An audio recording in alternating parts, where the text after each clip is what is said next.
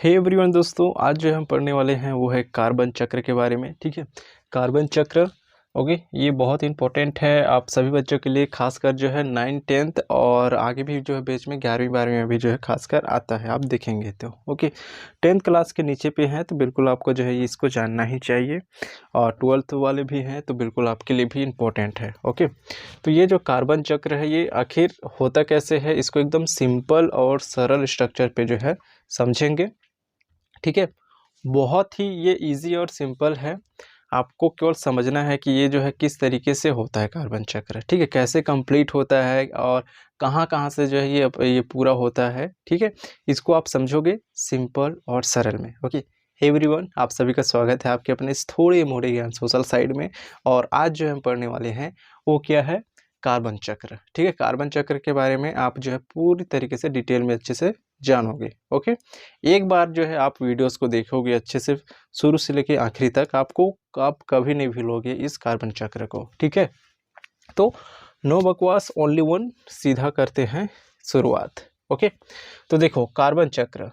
Okay, तो carbon चक्र में हम जो है अब देखेंगे कार्बन किससे जो है मेन कहाँ पे रहता है, ज़्यादा से ज़्यादा मेन जो रहते हैं ज़मीन पे। ठीक है, और वायुमंडल में। ठीक है, वायुमंडल में किस रूप में, वायुमंडल में जो है CO2 के रूप में जो है मेन पाया जाता है। ठीक है, वायुमंडल में किसके रूप में पाया जाता है, CO2 के रूप में। खासकर सोर्स कहाँ होता है, दूसरा सोर्स जो है वो होता है ज़मीन में। ठीक है, ज़मीन में होता है, और बहुत सारे जैसे कार्बन हुआ, ठीक है, कोयला हुआ, ईंधन हुआ। ओके, ये सारे चीज़ में जो है ज़मीन के नीचे भी जो है दबी हुई रहती है कार्बन के अवशेष। ठीक है, कार्बन। तो देखो ये कार्बन चक्र होता कैसे है, तो सबसे पहले जो है वायुमंडल में किसके रूप में पाया जाता है, CO2। ठीक है, कार्बन डाइऑक्साइड के रूप में जो है उसमें जुड़ा हुआ कार्बन पाए जाते हैं। और जो अब ये CO2 किसके रूप में लिया जाता है पृथ्वी पे, धरती में, ये लिया जाता है पौधे के रूप में। ठीक है, पौधे जो है अपने प्रकाश संश्लेषण के थ्रू कार्बन डाइऑक्साइड को जो है अपने प्रकाश संश्लेषण के थ्रू जो कार्बन के अवशेष, कार्बन के अपने में समाहित करते हैं। और ये हम देखेंगे कार्बन की कितनी मात्रा जो है पेड़ों में होती है, पेड़ पौधे में, तो बिल्कुल 50% से जो है ज़्यादा जो है कार्बन की मात्राएं जो है पेड़ में होता है। ठीक है, आप सभी देखे होंगे जब इसको जलाया जाता है तो कितने मात्रा में कार्बन जो है इसमें पाए जाते हैं, और ये सड़ते हैं या इससे जो है ये सड़ गल जाते हैं, इसको जलाया भी जाता है तो कार्बन की बहुत मात्रा जो है बाहर निकल जाती है, वायुमंडल में चली जाती है। ओके, तो अब देखो होता कैसे है। सबसे पहले कार्बन डाइऑक्साइड के रूप में कार्बन जो है वायुमंडल में है, और उससे जो है पेड़ पौधे जो है क्या, प्रकाश संश्लेषण के थ्रू ये कार्बन को अपने आप में जो है ले लिए हैं। और इस पेड़ पौधों में जो कार्बन हैं उनको गाय बैल बकरी जो जीव जंतु हैं उनको इस कार्बन को जैसे ये पेड़ पौधे पे है तो इसको खाते हैं। ठीक है, इसको अपने भोजन के रूप में लेते हैं, और ये गाय जैसे जो है इस पेड़ पौधों को जो है पत्ते को खाते हैं, और इससे गाय या बैल बकरी जो जंतुएं हैं जो पेड़ पौधे के खाते हैं, हरा हरा साग सब्जी सारी चीज़ खाते हैं, तो ये क्या होता है, ये लोग भी जो श्वसन के थ्रू जो है फिर कार्बन डाइऑक्साइड या कार्बन की मात्रा को जो है फिर वायुमंडल पे लेके जाती हैं। ठीक है, तो क्या हुआ, एक जंतुओं के द्वारा भी फिर जा रही है पेड़ पौधों से, और पेड़ पौधे जो है वायुमंडल से लाते हैं कार्बन को। और जब पेड़ पौधे मर जाते हैं और जंतु भी मर जाता है। ठीक है, एक बार फिर से समझें, पेड़ पौधे मर जाते हैं और जंतु भी जब मर जाता है तो इसके शरीर में जो उपस्थित जो कार्बन की मात्राएं हैं उसमें से बहुत सारे जो है जीवाणु द्वारा कार्बन डाइऑक्साइड के रूप में जो है फिर ये सड़ गल जाते हैं और कार्बन डाइऑक्साइड के रूप में वायुमंडल में चली जाती हैं।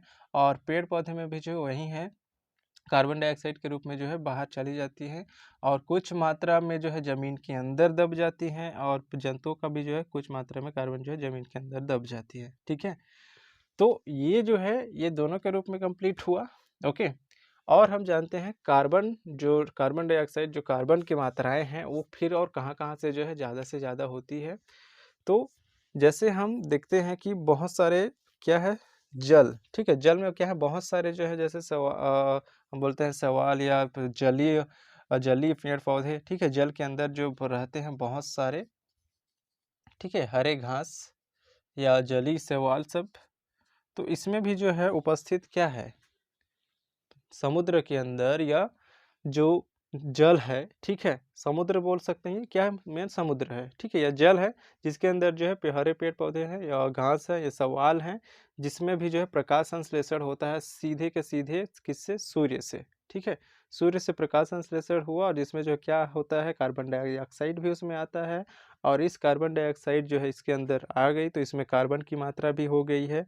तो इस जलीय शैवाल या पेड़-पौधों पे क्या होता है, इसके पत्तियों को भी जो है मेन मछलियाँ खाती हैं, शैवालों को भी और उस मछलियों को जो है फिर बड़ी मछली खा जाती हैं और बड़ी मछली का जो है जैसे डेथ होता है या छोटी मछली का या शैवाल का डेथ होता है या हरे घास सबका डेथ होता है या मर जाते हैं, उसके बाद भी जो क्या है ज़मीन में कुछ मात्रा में जो है वो दब जाती हैं, ठीक है? पानी के अंदर और वो क्या होता है बहुत सालों के बाद या बहुत दिन बाद जो है वहाँ से जो है क्या जीवाश्म के रूप में कुछ ईंधन, ठीक है?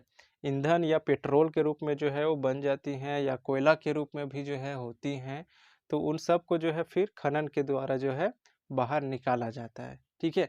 और गाड़ियों में भी जो है कार्बन की मात्रा जो होती हैं जो ऑयल के रूप में हम यूज़ करते हैं और वो ऑयल कहाँ से निकाला जाता है ज़मीन के अंदर से और बड़े-बड़े कंपनियों सब भी हैं, उन कंपनियों से भी जो है अब जैसे आप देखे हैं कोयला खदान सब एरिया को बहुत बड़े-बड़े क जो है फैक्ट्री सब लगी रहती है, वहाँ जो है कोयले जलाए जाते हैं और इसके थ्रू जो है बहुत ही काफ़ी ज़्यादा मात्रा में कार्बन डाइऑक्साइड या कार्बन की मात्रा जो है वायुमंडल में आती हैं, जिससे जो है पूरा ये परिस्थिति, ठीक है? या जो ये पारिस्थितिक जो तंत्र है, कार्बन का जो चक्र है, वो जो है असंतुलित हो रहा है और ये काफ़ी मात्रा में जो है ये असंतुलित हो गया है ना और इसको सुधारने के लिए जो है हमें फिर से संतुलित करना होगा और इसमें सबसे बड़ी ज़्यादा जो भूमिका निभा रहा है वो है बड़ी कंपनियाँ, बड़े उद्योग जो ज़मीन के अंदर से जो है जीवाश्म या कार्बन की मात्राओं को जो है बाहर निकाल के उसको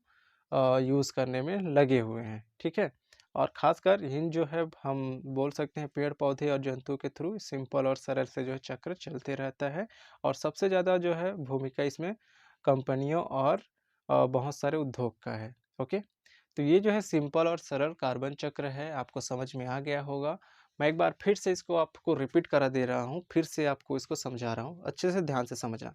कार्बन चक्र कैसे पूरा होता है? देखो, कार्बन की मात्राएँ जो है बहुत मात्रा में क्या है, बहुत कम मात्रा में जो है कार्बन डाइऑक्साइड के रूप में जो है वायुमंडल पे है, ठीक है? और बहुत सारे जो है कार्बन कहाँ है? ज़मीन के नीचे दबी हुई हैं, ओके? जीवाश्म के रूप में, ईंधन के रूप में कोयला या कुछ तेलों के रूप में, ठीक है? तो हम जो है इसमें हम देखते हैं कि ये कैसे पूरा होता है। तो देखो, सबसे पहले चीज़ तो आपके कार्बन जो है, कार्बन की मात्रा कार्बन डाइऑक्साइड के रूप में वायुमंडल में है और उस वायुमंडल पे जब पेड़-पौधे जो हैं उससे प्रकाश संश्लेषण करती हैं, तो उसके थ्रू ही एकमात्र है जो पेड़-पौधे के थ्रू ही जो है वायुमंडल से फिर जो है पेड़-पौधे में आते हैं कार्बन की मात्राएँ और आप देखोगे कार्बन की मात्रा जो है 50% से ज़्यादा पेड़-पौधे में उपस्थित होता है, ओके? और फिर हरे पेड़-पौधे हुए या शैवाल हुआ, तो हरे पेड़-पौधे को गाय, बैल, बकरियाँ खाएँ या जंतुआ खाएँ, तो उसके बाद जो है उनमें कार्बन की मात्रा यहाँ जाती है और जंतुओं का जो शोषण होता है, उसके शोषण के थ्रू आपको पता है कि कार्बन डाइऑक्साइड भी जो है रिमूव होता है, बाहर निकलते हैं, वायुमंडल में जाता है और वैसे ही है जब शैवालों में या समुद्र में जो है जो वहाँ के हरे घास-फूस या वहाँ के शैवाल हैं, उसको जब छोटी मछली खाती है और उसको बड़ी मछली खाती है और उनका जब है शोषण होता है या उनका जब डेथ हो जाता है, तो उसमें भी जो है वहाँ ज़्यादा से ज़्यादा मात्रा में जो है ज़मीन के अंदर भी बहुत सारे जो है दब जाते हैं ईंधन कुछ कार्बन डाइऑक्साइड या कार्बन जो है नीचे दब जाती हैं और उसको जो है बहुत सारे समय के बाद या बहुत सारे दिनों के बाद जो है वहाँ से ईंधन के रूप में जैसे कोयला हुआ, ठीक है, पेट्रोलियम हुआ, उसके रूप में जो है बाहर निकाला जाता है। ओके, ये समझ में आ गई। अब इसमें देखते हैं आगे क्या, आगे के सबसे ज़्यादा जो है मात्रा में कार्बन यदि वायुमंडल में आ रहा है या अपने पारिस्थितिक तंत्र में आ रहे हैं, तो वो है बहुत सारे उद्योगों के कारण, ठीक है, बहुत सारी कंपनियों के कारण, जो सीधे तौर पे जो है कार्बन डाइऑक्साइड को मात्रा को बढ़ावा दे रहा है, ठीक है? बहुत सारे मात्रा में। और इसका संतुलन यदि हमें करना है तो बिल्कुल ये जो कार्बन डाइऑक्साइड उस जो स्रोत करता है, ठीक है? जो कंपनियाँ सब हैं, तो उनको जो है बंद करना होगा, उनको समाप्त करना होगा। और जैसे हमारा जीवनचर्या है, ठीक है? जीव-जंतु हैं, पेड़-पौधे हैं, इनके थ्रू जो है कार्बन डाइऑक्साइड की मात्रा को जो है बिल्कुल ज़्यादा कुछ क्षति या आगे-पीछे नहीं किया जा सकता, क्योंकि देखो जितनी मात्रा में वायुमंडल में कार्बन होते हैं उतना को जितना वो नीचे आता है जब जल के रूप जैसे पेड़-पौधे के रूप में, उतनी मात्रा में फिर से जो है वायुमंडल में चली जाती है। तो वो एक संतुलित है, ठीक है? और मेन असंतुलन कौन बिगाड़ रहा है? तो वो है कंपनियाँ। ओके। तो कार्बन जो है आपको समझ में आ गया होगा कि कार्बन कैसे आता है, कार्बन चक्र कैसे पूरा होता है और ये कैसे कंप्लीट होता है। सिंपल है, सरल है। यदि आपको समझ में आ गया तो बिल्कुल आप कमेंट कीजिए। और हाँ, अच्छा लगा होगा तो भी कमेंट कीजिए। नए हैं चैनल में तो सब्सक्राइब कर लीजिए। बिल्कुल आपको ऐसे ही इन्फॉर्मेशन और ऐसे ही जानकारी से रिलेटेड आपको वीडियोस मिलता रहेगा। आज के लिए बस इतना ही, मिलते हैं नेक्स्ट वीडियोस पे।